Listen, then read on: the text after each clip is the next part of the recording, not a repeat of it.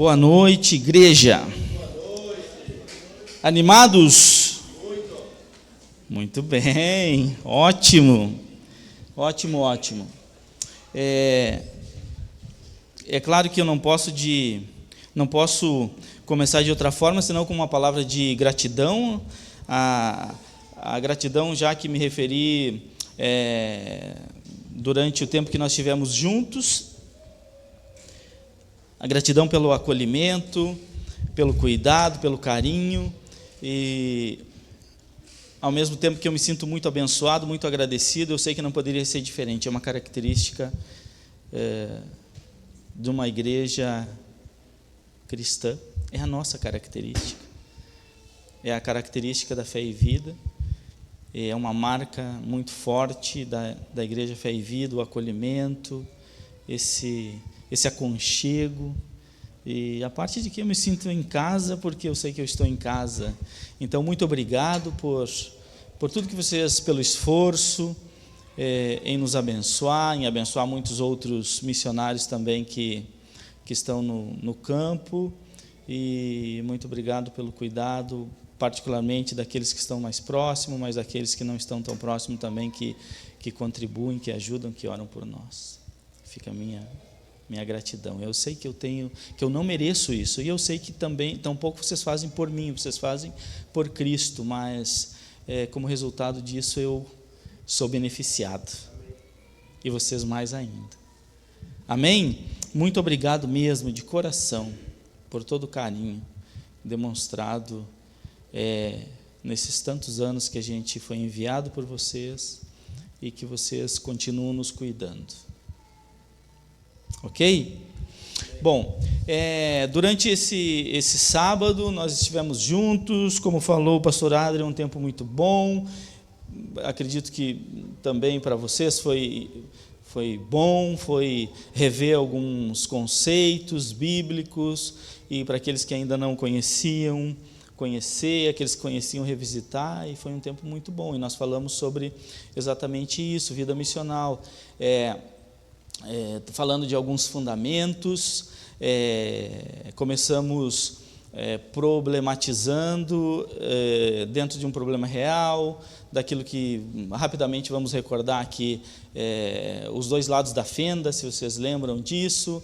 De um lado, os teólogos, os estudiosos, que têm suas demandas e acabam se encerrando num gueto eclesiológico, e do outro lado da fenda, alguns missionários enviados, aventureiros, e que se exige muitas vezes das organizações que as práticas não sejam fundamentadas naquilo que nós conhecemos do que é a proclamação do Evangelho. Enfim, vimos esse problema, mas aí então nós começamos a fundamentar o que a Bíblia nos corrige, nos exorta e nos ensina como é uma vida missional. Primeiro, fundamentado na palavra de Deus, e absolutamente nada pode escapar, fugir ou passar sem que seja filtrado pela palavra de Deus. E também vimos que para ter uma vida missional, além de ser bem fundamentado em algumas doutrinas, as quais fundamentam a nossa vida e as nossas ações, também nós temos que olhar para a Trindade, porque o nosso Deus, o Deus que apresentamos quando somos missionais, é um Deus trino.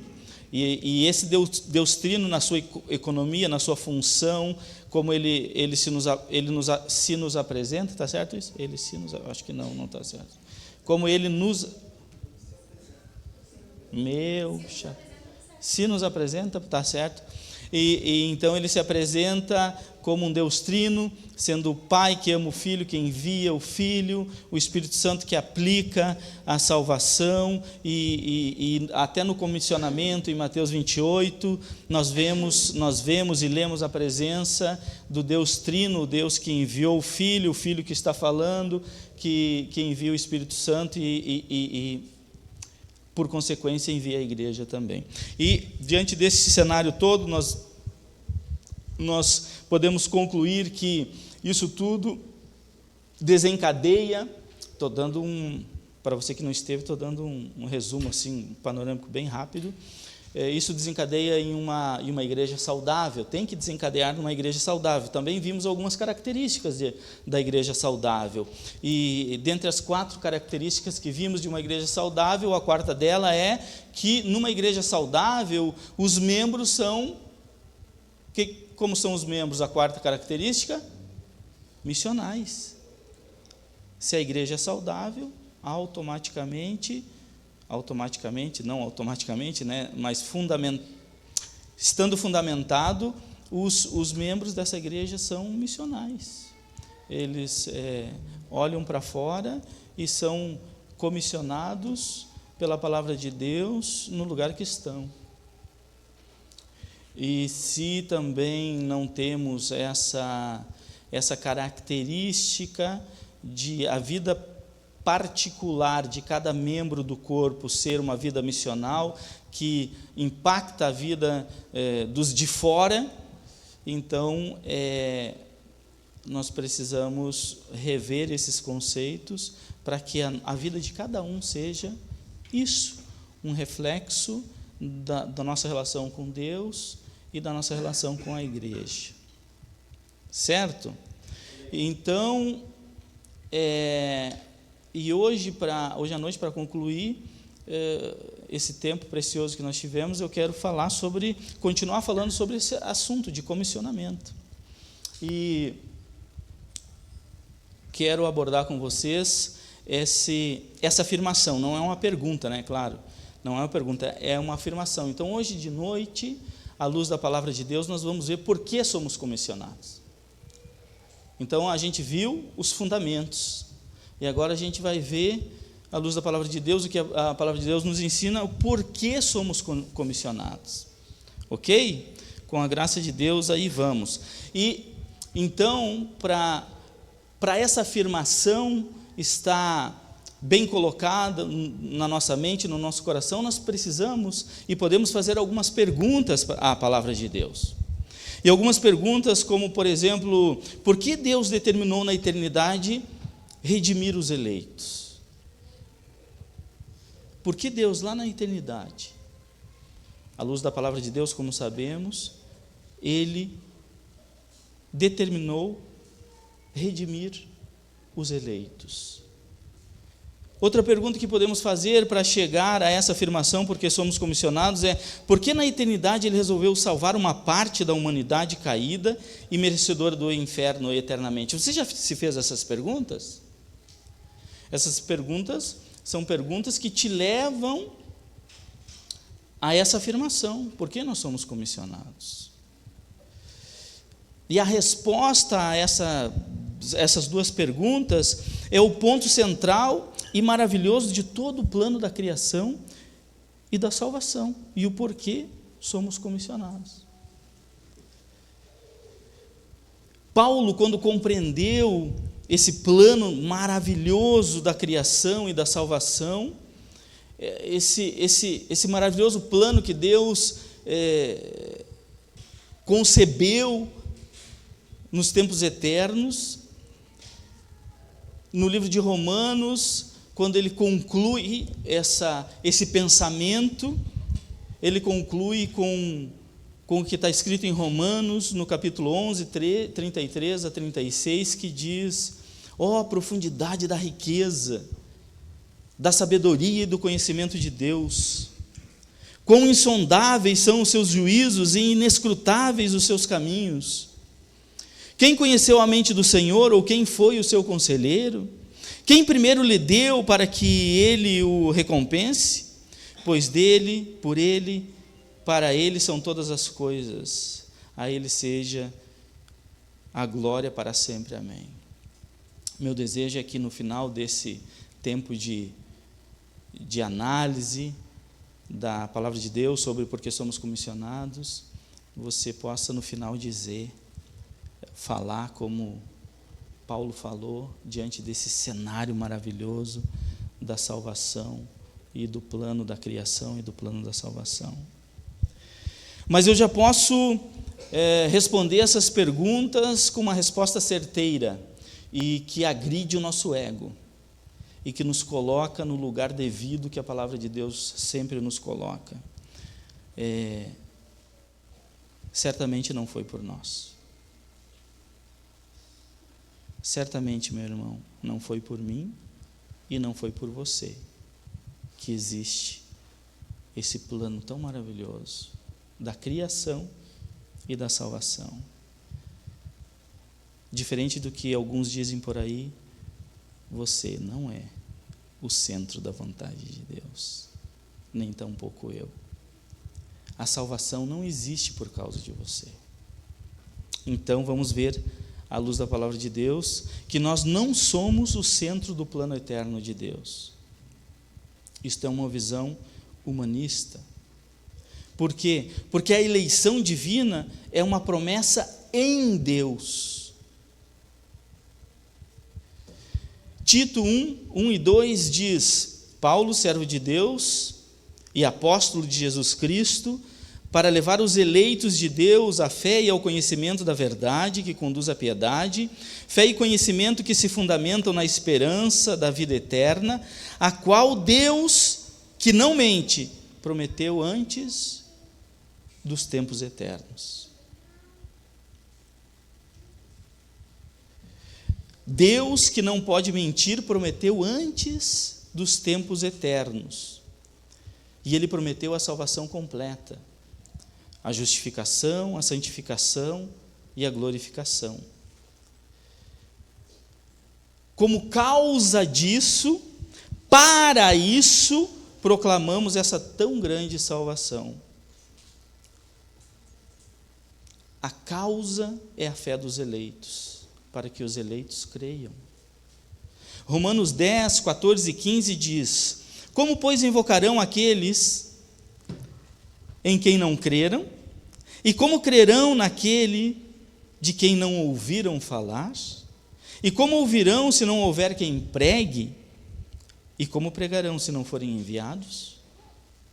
Como está escrito, como são belos os pés dos que anunciam boas novas. Então, a pergunta que fica é: a quem Deus fez a promessa nos tempos eternos? Deus em si mesmo fez uma promessa, mas a quem Ele fez essa promessa nos tempos eternos? Deus fez a promessa quando nada nem ninguém da criação existia. Tempos eternos. Difícil de dimensionar na nossa cabeça finita. 2 Timóteo 1,9 diz que nos salvou, Paulo explicando a Timóteo, que nos salvou e nos chamou com uma santa vocação, não em virtude das nossas obras, mas por causa da sua própria determinação e graça. Essa graça nos foi dada em Cristo Jesus desde os tempos eternos. Na eternidade, Deus tomou uma decisão imutável, irrevogável, de conceder salvação aos escolhidos. E qual era a finalidade dessa decisão? Por que Deus tomou essa decisão? Você já se fez essa pergunta? Já fez essa pergunta à palavra de Deus? Por que e para quem Deus fez essa promessa, se não tem absolutamente nada a ver conosco essa promessa? É uma promessa que Deus fez a si mesmo quando só Ele existia. É uma promessa que o Pai fez para o Filho, o que nós chamamos pacto da redenção, ou pacto da graça. E é nessa relação trinitária que está o mistério da salvação. O plano do Pai na eternidade foi resgatar os eleitos para a glória do seu amado Filho. 2 Timóteo 4,18, Paulo segue explicando: o Senhor me livrará de toda obra maligna e me levará salvo para o seu reino celestial. A Ele seja glória para todos sempre. Amém. Houve um tempo na eternidade passada que Deus Pai desejou expressar seu perfeito e incompreensível amor pelo seu Filho. O Pai quis dar um dom, um presente ao Filho, uma humanidade redimida, santa, para glorificar o Filho eternamente, como expressão do amor do Pai. E por que o Pai então não deu os anjos que já eram perfeitos? Sim, Ele deu também. Ele deu todas as coisas ao Filho. Foi para exaltar no Filho atributos que só através do plano da salvação poderiam ser exaltados. E o plano da salvação não é que Deus fez... Eu já escutei isso, ok? Então, estou falando de algo que eu já escutei. O plano da salvação não é que Deus estava pensando assim, existe o plano A, B, C, qual será o melhor para eu exaltar o meu filho, porque eu amo ele. Será o A, será o B? Não! Deus, na sua eterna sabedoria, não existe plano A, B ou C. Só pode existir um, porque a perfeição do plano emana daquilo que Deus faz. Não é porque Deus escolheu que esse é o perfeito, como se fosse perfeito, externo a Deus.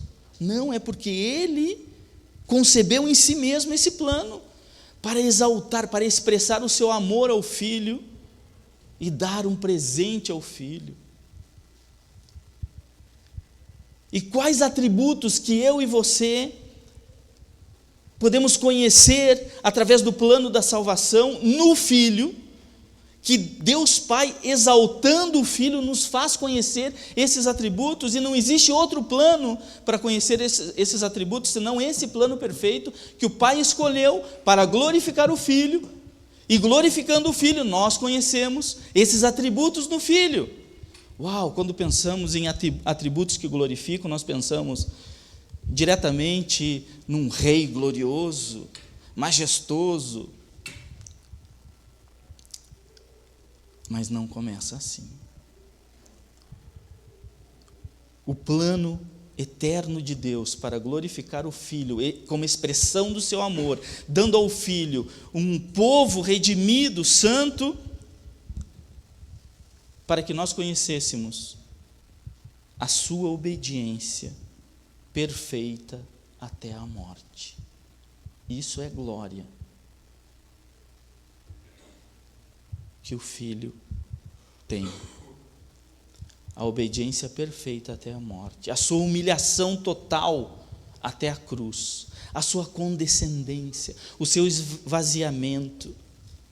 Como o Filho, por amor ao Pai, faz qualquer coisa que o Pai lhe peça. Isso é a glória de Cristo. Como esse amor entre eles é maravilhoso. A condescendência, o sacrifício, a cruz e a vitória, o processo.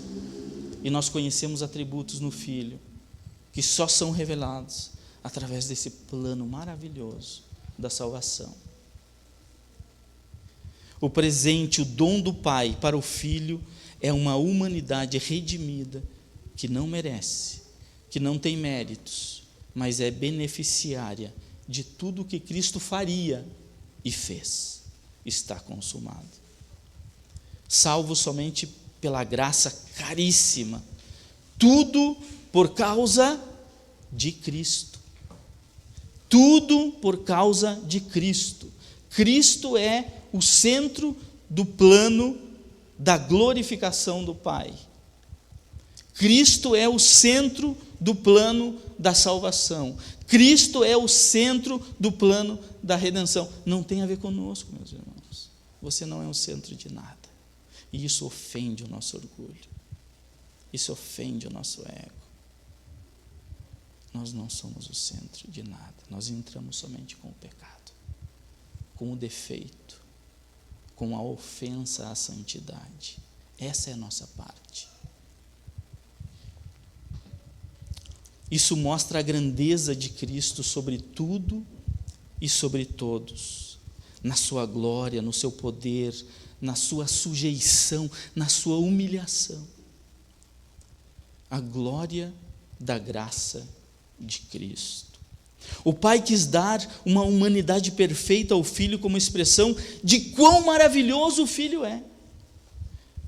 João 6,37 diz: todo aquele que o Pai me der, virá a mim, E quem vier a mim, eu jamais rejeitarei, porque é um presente do Pai. Não é porque você não merece ser rejeitado, você merece ser rejeitado. Mas você não é rejeitado porque você é um presente de Deus para Cristo. É pelo amor que Cristo tem ao Pai que você não é rejeitado. Não é pelo valor intrínseco a você, porque eu e você não valemos nada. João 6,44 diz: ninguém pode vir a mim se o Pai que me enviou não o atrair, e eu o ressuscitarei no último dia. Que lindo, que maravilhoso. Como não podemos chegar a essa conclusão que Paulo chegou? Mas, meus irmãos, existe o outro lado da fenda também. Existem os não eleitos. E os não eleitos fazem parte da glória de Cristo.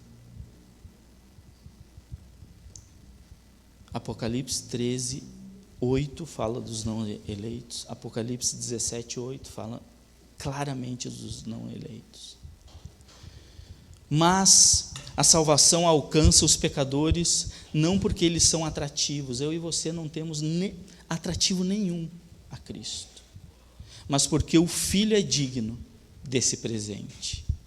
O propósito da salvação é que Jesus seja eternamente exaltado através de pecadores indignos, mas redimidos, que o Pai deu a Ele e que Ele mesmo os redimiu com o seu sangue. Você entende isso? Em resposta ao amor do Pai, por amor o Filho aceitou o presente e vai apresentar ao Pai os salvos e santos em glória. Eu e você estaremos lá esse dia. É a gratidão do Filho para com o Pai, é a gratidão do Filho para com o amor do Pai que faz com que os seus não se percam.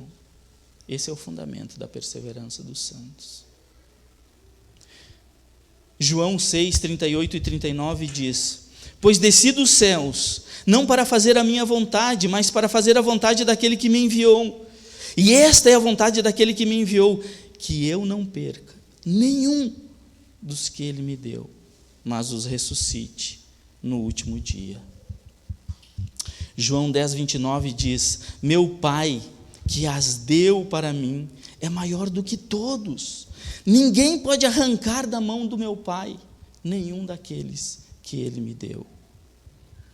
Romanos 8:38 e 39 diz: pois estou convencido de que nem a morte, nem a vida, nem os anjos, nem os demônios, nem o presente, nem o futuro, nem quaisquer poderes, nem altura, nem profundidade, nem qualquer outra coisa na criação será capaz de nos separar do amor de Deus que está em Cristo Jesus, nosso Senhor. Mas é o amor de Deus, não é o amor meu que está nele. É o amor de Deus que é a perseverança dos santos. Então podemos ler João 17, que capítulo maravilhoso. Toda a Bíblia é belíssima, mas em especial esse capítulo é um dos capítulos que me fazem transbordar de amor a Deus quando eu o leio. Diante desse cenário que nós construímos até agora, vamos ler, eu vou ler para vocês, João 17, do 1 ao 26. Com isso que falamos até agora, com esse pensamento, com esse entendimento, vamos ler João 17, 1 a 26. Eu leio para vocês. Tendo Jesus falado essas coisas, levantou os olhos ao céu e disse: Pai, é chegada a hora, glorifica o teu Filho, para que o Filho te glorifique a ti. Assim como lhe conferiste autoridade sobre toda a carne, a fim de que ele conceda a vida eterna a todos os que lhe deste, e a vida eterna é esta, que te conheçam a ti, o único Deus verdadeiro, e a Jesus Cristo, a quem enviaste. Eu te glorifiquei na terra, consumando a obra que me confiaste fazer. E agora, glorifica-me, ó Pai, contigo mesmo, com a glória que eu tive junto de ti, antes que houvesse mundo. Manifestei o teu nome aos homens que me deste do mundo, eram teus, tu nos confiaste, e eles têm guardado a tua palavra.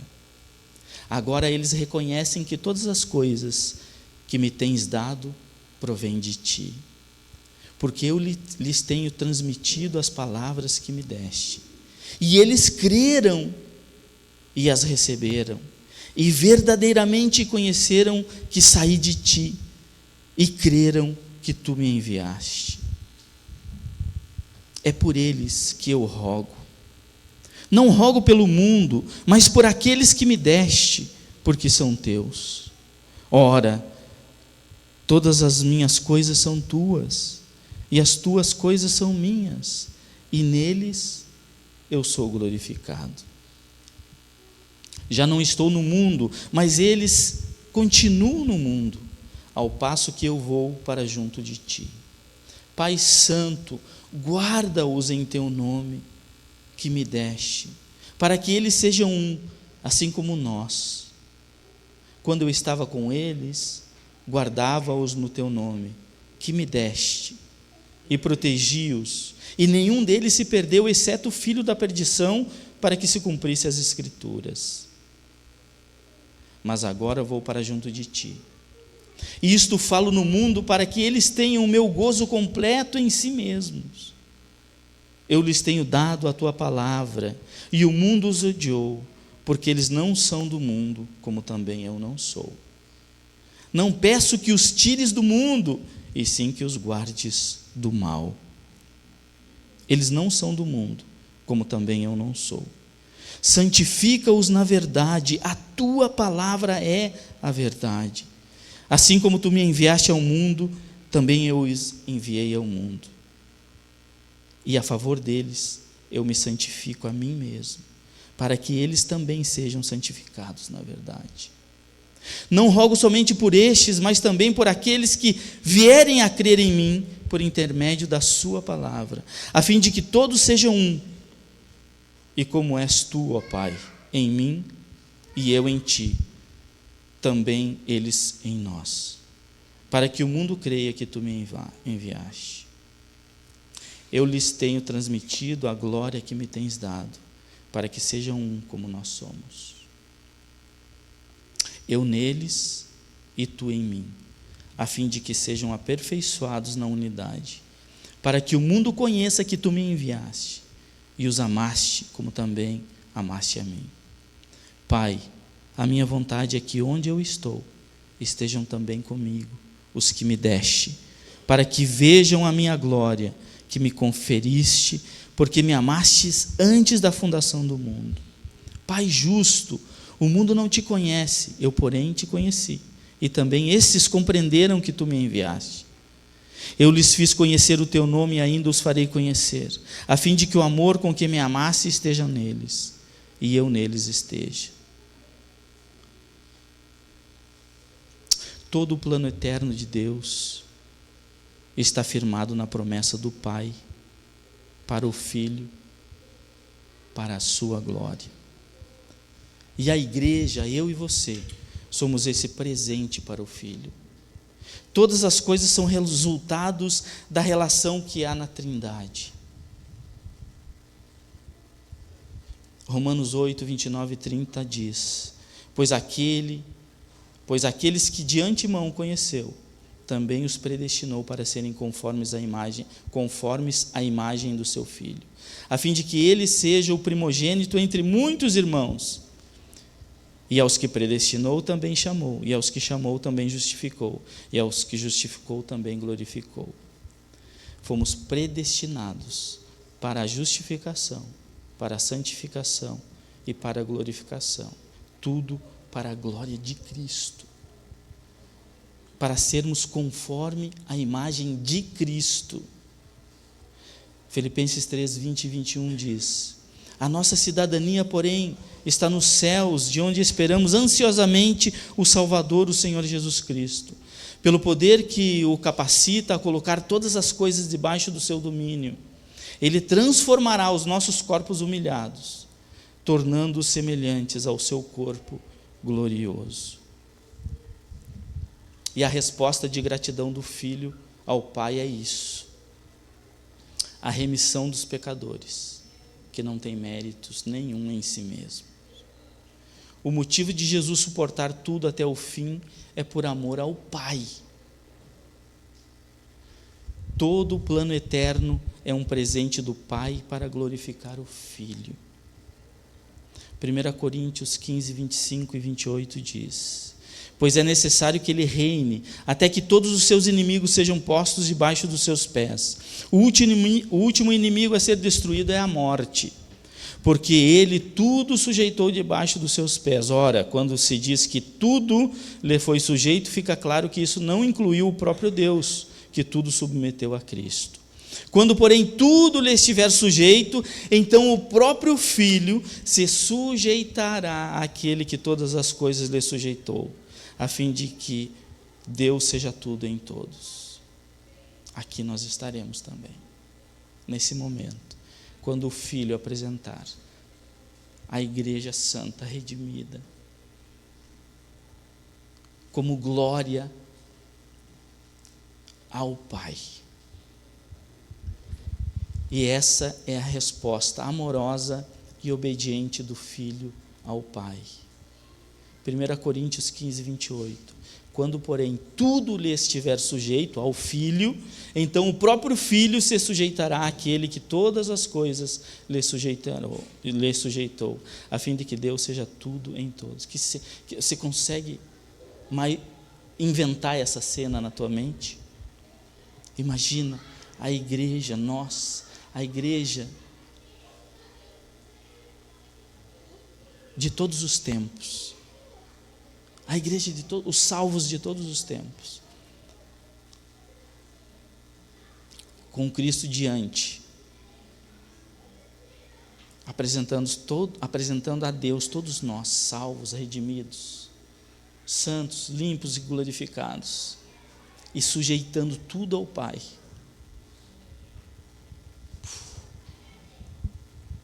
A fim de que Deus seja tudo em todos. A doutrina da eleição é o cerne da salvação bíblica e nos faz entender algumas coisas. Nos faz entender por que somos comissionados a proclamar o Evangelho. Você entende agora? Ou já entendia? Por que somos comissionados a proclamar o Evangelho? O nosso comissionamento, irmão, o meu e o teu, e todos nós somos comissionados, não é um comissionamento antropológico que tem como centro o homem. A proclamação do Evangelho não está fundamentado no homem, mas está fundamentado na glória de Cristo e na glória do Pai. E diante desse cenário, desse amor tão belo, desse amor tão grande, que nos tira do centro e coloca no centro a Trindade, é que nós somos comissionados a pregar o Evangelho. Diante desse cenário, nós entendemos também por que existe a igreja e por que ela é tão preciosa, por que nós somos preciosos, porque nós somos um presente do Pai para o Filho, para glorificar o Filho, e no final Ele vai glorificar o Pai com todos nós, redimidos. Nós conseguimos entender também por que vamos para a eternidade com Deus sem merecermos. Nós conseguimos entender também por que existe um inferno.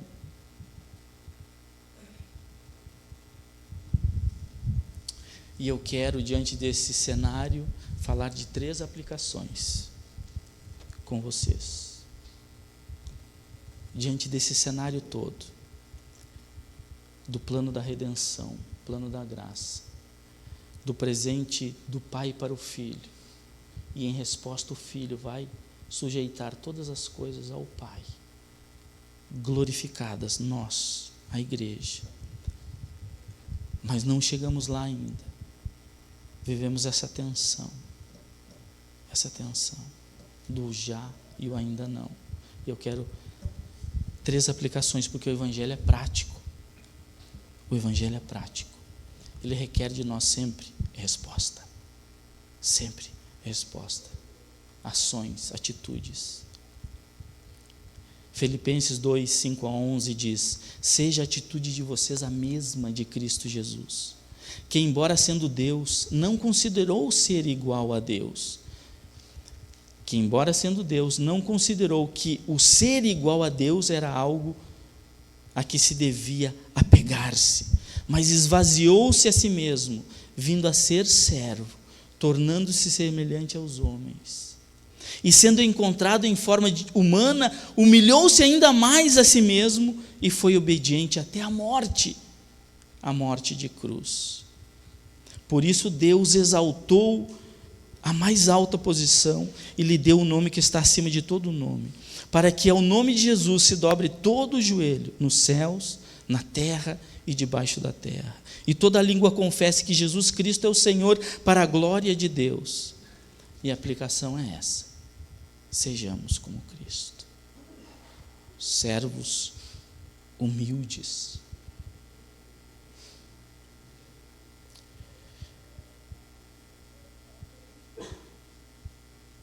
Que na mesa tenhamos a disposição de nos cingir com a toalha.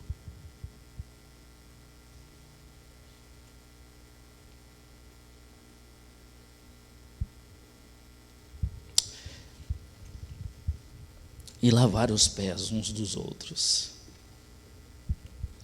Segunda aplicação diante desse cenário, Romanos 8,17 diz: se somos filhos, e somos, então somos herdeiros, herdeiros de Deus e co-herdeiros com Cristo, se de fato participamos dos seus sofrimentos, para que também participemos da sua glória.